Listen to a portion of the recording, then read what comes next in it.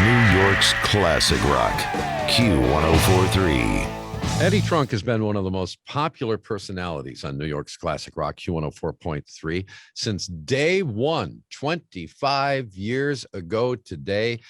You hear his show every Friday night at 11 o'clock, and it is our pleasure to welcome him to our show this morning as we celebrate this 25th anniversary. A quarter of a century later, Eddie, and the show is still going strong, stronger than ever, as a matter of fact. Yeah, it's pretty remarkable. The entire history of my radio show dates back now 38 years to just out of high school, if you trace it all the way back to its beginnings. But it's obviously incredibly important and incredible honor to be a part of Q104.3 for all these years, and 25, as you mentioned, and even a couple more than that for me. Right. But you were here the day that the station instituted its classic rock format. And was there in your mind maybe a little trepidation, because your show, while featuring some classic rock, goes well beyond the scope of the traditional classic rock canon as you showcase new music within the hard rock and heavy metal genres, and sometimes even some other stuff that you toss in.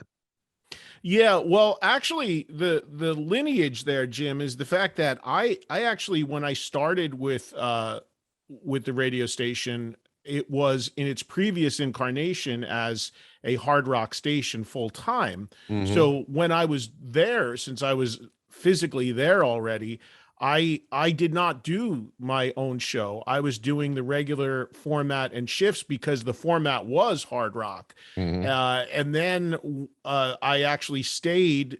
I actually signed the old station off the air. Right. And nobody knew what was coming on the air. I did, because I was there physically doing it. And then, yeah, it's a pretty crazy story, and I'll try to give the Reader's Digest version of it. But I had been a DJ for the pure rock version of the radio station. I was asked if I'd like to do the final ever shift of that format, knowing it was going to change. I said, of course. They wouldn't let me tell anybody it was going to change, the previous ownership. So I came on the air and just did the regular hard rock format, which was 7 to midnight on a Sunday night. And then I signed off the radio station, and I was, for all intents and purposes, told that I needed to find a job. I was out with everybody else from the old regime. But since I did that last shift, they liked me. They saw me handle it professionally. They asked me if I wanted to stay around through the overnight. And they did something, as we know in the industry, known as stunting, where they decided they were going to pretend the station was going to be something else. That something else overnight was sports talk. Mm-hmm. I did 2 hours of sports talk overnight with the CFO of the company who bought the station at the time.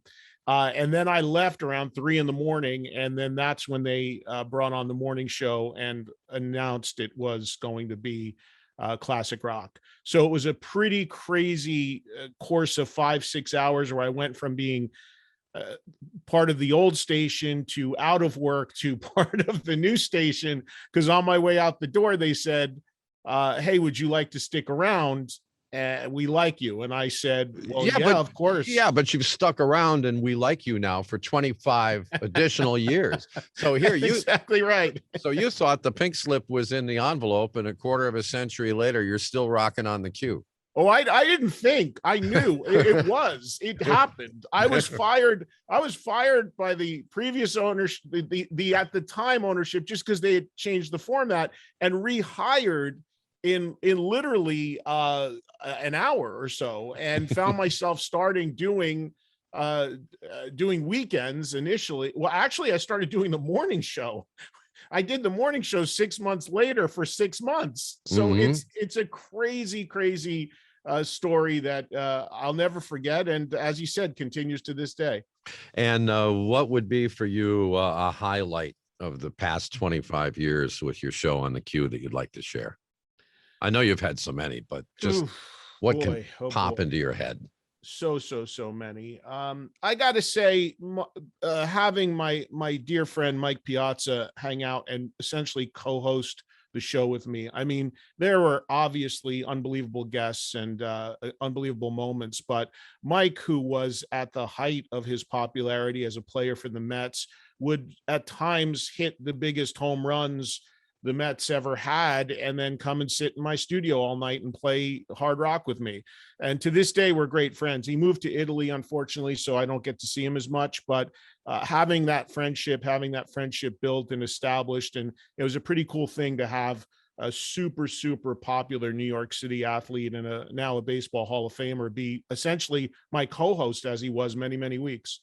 Well, Eddie Trunk, thank you for zooming in with us this morning here at Q104.3. Happy 25th anniversary to you.